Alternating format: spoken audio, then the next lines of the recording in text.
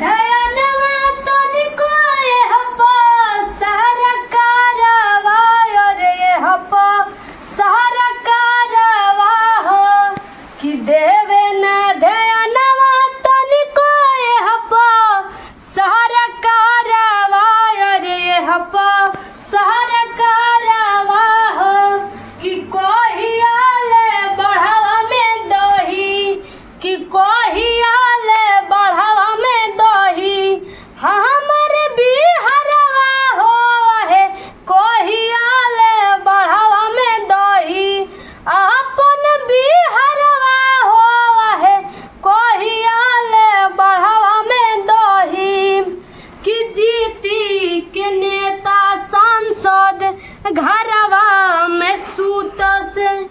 अब जब चुनौआ खाली वोट मांगे उठ से कि जीती के नेता सांसद घरवा में सूत से अब जब चुनौआ खाली वोट मांगे उठ से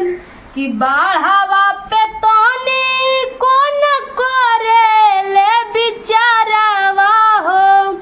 कि बढ़ावा पे तोनी कौन करे ले बिचारावा और करे ले बिचारावा हो कि कोहियाले बढ़ावा में दही अपन बिहारवा हो है कोहियाले बढ़ावा में डूबी अपन बिहारवा हो है कोहियाले बढ़ावा में डूबी। सबको ये प्रणाम, हम सलोनी कुमारी। आप सबको ये गाना कैसा लगा और कमेंट सेक्शन में बताइएगा। तब तक के लिए